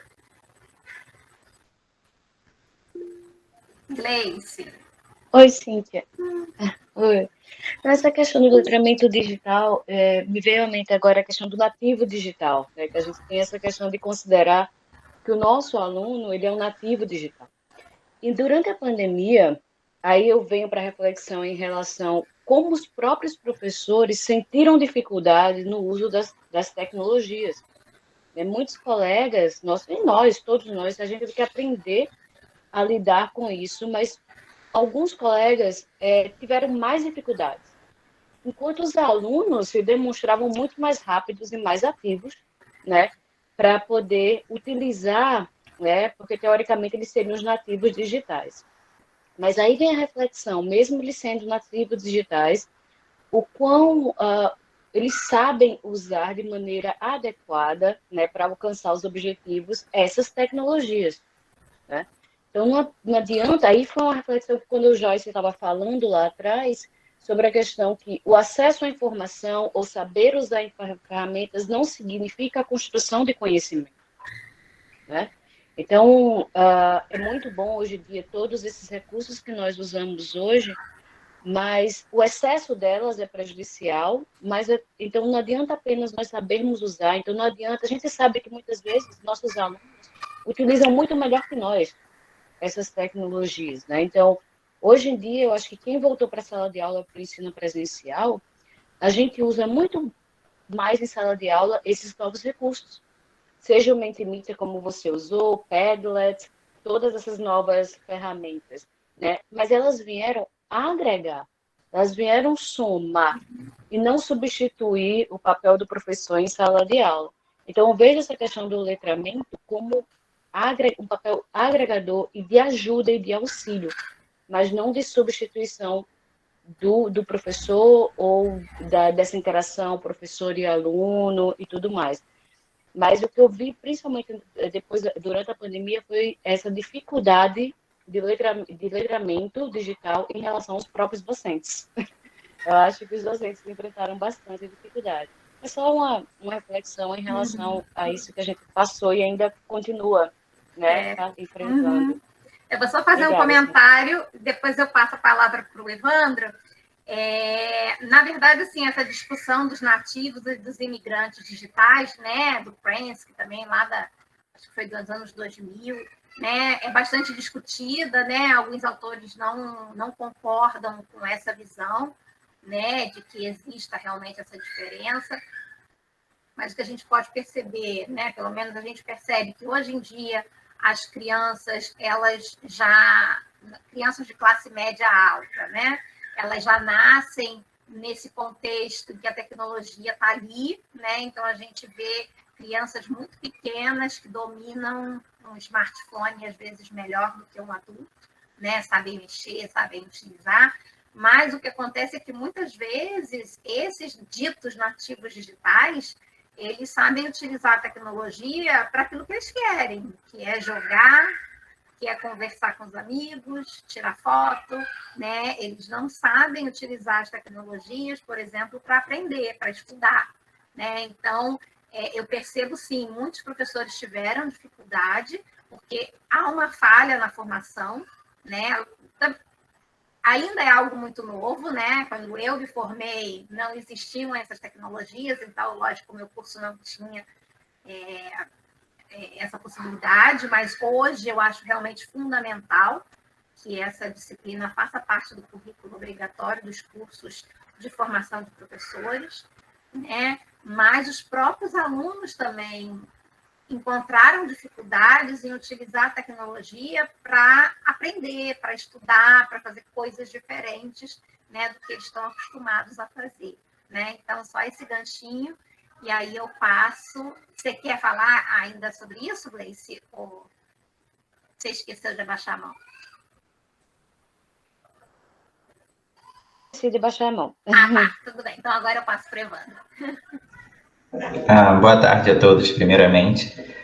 Eu gostaria de fazer esse gancho sobre o que ela disse sobre os professores acabarem sendo substituídos por causa do nativo, né, tecnológico.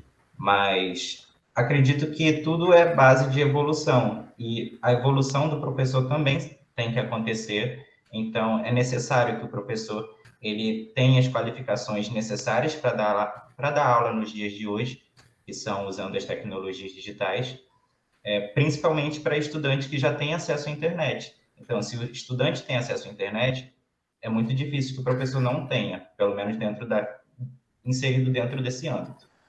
Mas, sim, é importante que o professor tenha a noção de que o papel dele está mudando gradualmente, e dentro da nossa sociedade atual, com acesso à internet, é importante que o professor saiba orientar os alunos dentro do que ele conhece, do seu conhecimento, né, da sua área de pesquisa, de estudo, e ele faça uma tutoria do que esse estudante deve pesquisar na internet, porque instintivamente o estudante vai procurar na internet o que você mesmo disse, jogos, músicas, vídeos, séries, sendo que a internet é um campo muito grande, com conhecimento diverso, e o professor ele tem que ter a sabedoria e se atualizar de que ferramentas utilizar, quais atrair os estudantes e como ensinar melhor a matéria dele usando aquilo dali para ser mais atrativo.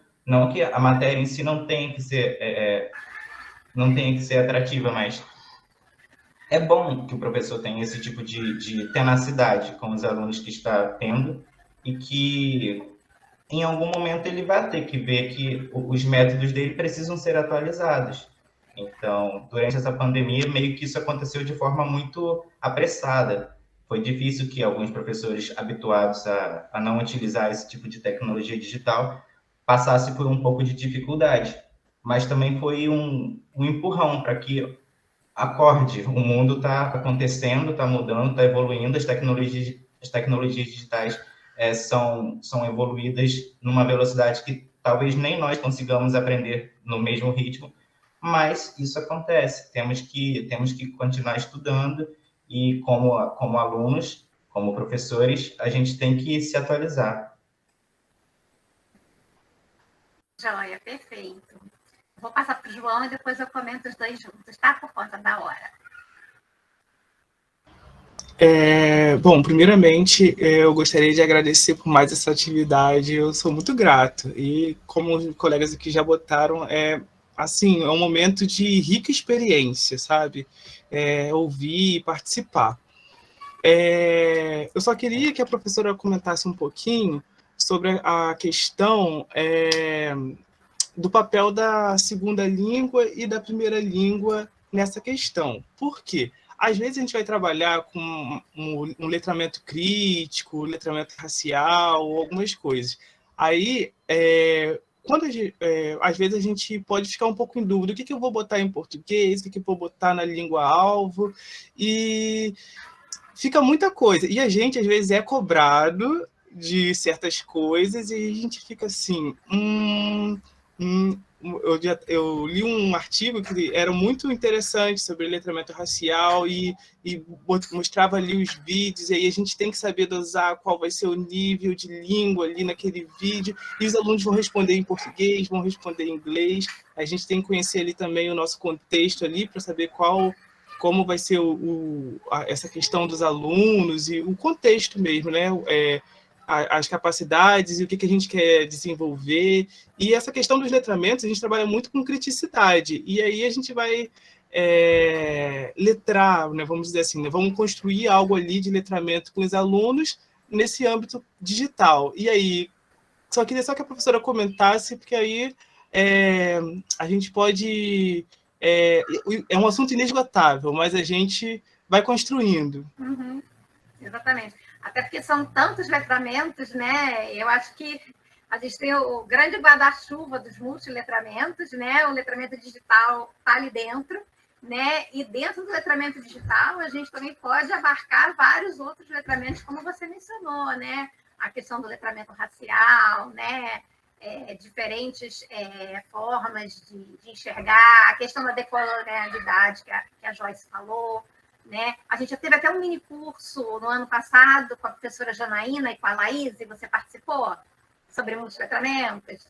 Também foi ótimo que a Laís trouxe a experiência dela, né, de sala de aula, em que ela trabalhou ela tinha a intenção de trabalhar o letramento digital dos alunos, né, com um aplicativo, com dispositivos móveis, e precisou adequar a pesquisa dela por conta da falta de infraestrutura, que foi mencionada aqui no chat também, né, a falta de acesso a Wi-Fi nas escolas, a falta de recursos, né, e ao mesmo tempo ela conseguiu trabalhar questões sociais, né, a partir desse letramento digital, discutindo a questão do feminismo e trazendo textos tanto em língua materna quanto em língua estrangeira, né? Então, acho que tudo isso casa bem aí com o que você está falando, né? Então, tudo bem, sem problema, Joyce. Né? Então, mas eu acredito que dá para a gente trabalhar bastante, né? Todas essas questões. Não dá, não, acho que a gente deve, né? E como o Evandro falou antes, esse é um movimento que já vinha acontecendo, mas vinha acontecendo de forma lenta. Eu falei para vocês, a ideia do laboratório foi nasceu em 2017, quando eu visitei 2 laboratórios, tive a oportunidade de visitar 2 laboratórios de tecnologia, de formação de professor para tecnologia e de tecnologias para ensino de línguas. Então, já pesquisava a formação de professor desde 2015, minha tese de doutorado foi sobre formação de professor, dos professores universitários para uso de tecnologia, e eu pude depois realizar uma pesquisa também super interessante, porque em 2015, parte da minha tese foi desenvolver um curso online de formação de professores para uso de tecnologia no ensino superior, né? Esse curso aconteceu em 2014, né? Aí a minha tese foi defendida em 2015. Em 2020 veio a pandemia, e aí eu fiz uma nova pesquisa com esses professores que participaram do curso, perguntando o quanto que o curso tinha contribuído para a utilização das tecnologias durante a pandemia, né? E foi assim realmente evidente, né, o quanto que facilitou para eles, quanto mais tranquilo foi a vida deles, né, durante a pandemia, usando as tecnologias depois desse curso de formação continuada. Então, eu bato sempre na tecla, né? A gente tem que investir em políticas públicas de formação inicial e continuada de professores para tecnologias, não dá para a gente ignorar, né? A gente tem que ter um olhar crítico, sim, não é aceitar as tecnologias simplesmente porque está na moda, porque é legal, porque o aluno está motivado. A gente tem que ter um olhar crítico, mas reconhecer também as potencialidades dessas tecnologias para os processos de ensino. E aí, como a gente já está chegando aqui no final, não vai dar tempo, mas eu vou deixar uma dica aqui para vocês de leitura. Eu não sei se vocês conhecem o livro Letramentos Digitais, né, de Dudley Hockley e Pegram. E eu coloquei aqui para vocês o site da Parábola. Ele, na verdade, foi um livro que foi escrito em língua inglesa, né, por esses 3 professores. E a Parábola fez a tradução, né, e a publicação desse livro aqui no Brasil. Então, no site da Parábola, vocês conseguem baixar gratuitamente uma amostra do livro, né, que eles chamam de degustação. Então, vocês podem conhecer um pouquinho. E ele também traz algumas fichas de atividades, porque o livro, ele, além da discussão teórica, ele traz como trabalhar os diferentes letramentos digitais na sala de aula, né, em contextos de alta tecnologia, baixa tecnologia e zero tecnologia. Então, o fato da minha escola não ter tecnologia nenhuma não me impede de trabalhar letramentos digitais com os meus alunos, né? E o livro, ele busca, né, trazer justamente isso. E aí, eu estou compartilhando o link com vocês desse resumo interativo. O Evandro já conhece, a Ingrid, não sei se está aí, também já conhece, porque foi uma das atividades, né, do nosso curso, da nossa disciplina, né? Mas vou falar rapidamente aqui, nesse resumo, eles vão agrupar os letramentos digitais em 4 grupos, né? Quando o foco é na linguagem, o foco na informação, o foco nas conexões e o foco no remix. E aí, a partir de cada um desses, vocês vão conseguir explorar, né? Então, eu clicando aqui em linguagem, eles explicam, né, o que é esse foco na linguagem e quais os letramentos, né? Então, eles trazem 7 letramentos dentro de linguagem. E aí, quando vocês passarem aqui a mãozinha, vocês vão ver, tá? O letramento impresso, o letramento em SMS, letramento em hipertexto, letramento em jogos, alguém falou de jogos aí, letramentos móveis na utilização dos celulares, letramento em codificação, né? E o letramento multimídia. E aí vai, né? Os outros de informação, a mesma coisa, tá? É só vocês passarem a mãozinha aqui por cima que abre as informações para vocês. Isso aqui é um resumo do livro, né? Lógico que não substitui a leitura do livro, mas fica aí para vocês esse preview. E vou compartilhar também com vocês. Não sei se vai funcionar, porque eu acho que... Vou colocar o meu site, vocês conseguem encontrar. Eu aproveitei esse mini curso de hoje e também já publiquei um texto sobre letramentos digitais, com alguns dos conteúdos do texto, alguns dos conteúdos da minha tese e algumas referências aqui para vocês. Tá? Então, quem quiser saber mais, né, pode depois acessar lá o site, o resumo interativo, e também o site do Labilínguas, né, que lá vocês vão encontrar também vários recursos, vários materiais, e depois a gravação aqui do nosso mini curso vai lá para o nosso canal do YouTube e a gente também compartilha lá no site. Joyce, quer acrescentar alguma coisa? Mais alguém? Uma coisa importantíssima, a gente tem que fazer a foto souvenir. Ah, exatamente! Não, mas assim, eu acho que sim, tem muitos assuntos, né? A nossa ideia era hoje abrir uma grande roda de conversa, que foi o que a gente quis fazer nesse período ainda inicial do ano letivo de 2022, né? Aí o Evandro abriu a câmera, que bom te ver, querida. E, então, essa era a ideia inicial, a gente não pôde aprofundar nada, mas eu acho que quando justamente o Evandro disse assim, né? Foi acentuado durante a pandemia o fato de que, bom, as coisas estão aí e elas são boas. Tem recursos incríveis. A nossa aula, a gente interage. O que a Cíntia fez agora aqui foi bárbaro, né? Porque todo mundo se sentiu implicado no processo. Então, isso é muito interessante. Então, a gente ainda vai aprofundar, mas nada substitui isso que passa primeiro pelo nível da nossa percepção, né? Que é o inatismo. Então, antes de chegar à razão, a gente tem essa sensação, e isso não pode ser substituído por nenhuma máquina, que foi o que eu mostrei da Berthe Morisot, né? Que lá, com esse movimento artístico, que é um dos movimentos mais importantes, nasce na modernidade, até hoje ainda tão importante, né? Porque essa é a força propulsora, a ânima, né? Então, eu gosto muito de pensar nessa perspectiva de que a gente tem esse olhar e quando isso passa a ir para a razão, ele já nos tocou de alguma forma. Isso é Platão, né? Mas muito, muito interessante a gente estar aqui e agradecer imensamente. Eu estou vendo aqui a Irene que a gente já fez coisas juntas, né, querida? Viu como eu lembro de ti? Tudo bem?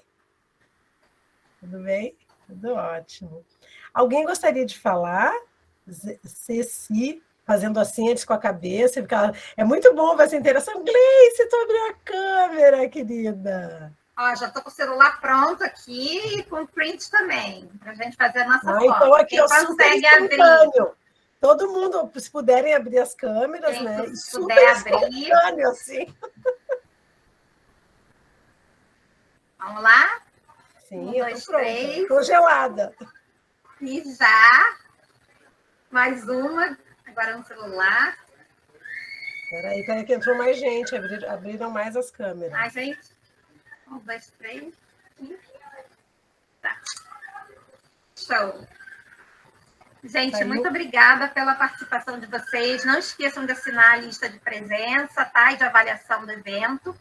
E acompanhe as nossas redes sociais, que em breve a gente vai divulgar um ciclo de palestras, né, com professores convidados, né, e também vamos começar atividades presenciais no nosso laboratório na UF, que finalmente vai poder ser inaugurado, né? Então, conto com vocês que estão aqui perto, né, em Niterói, no Rio, que possam ir lá nos visitar, né? E também os colegas, né, de outras cidades, outros estados também que possam continuar, porque a gente também vai continuar online, a gente vai continuar.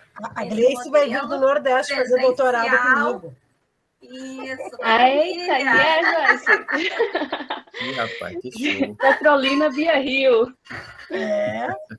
E nós vamos. A Joyce também vai providenciar um congresso lá em João Pessoa, já estamos armando, né, Joyce? Olha, é tanto debate, é tanta coisa que a gente faz, é muito bom.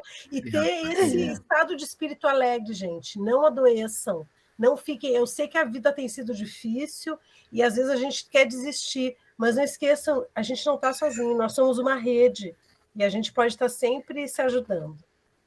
Legal. Professora Joyce, cadê seu gato? Ah, ele está por aí.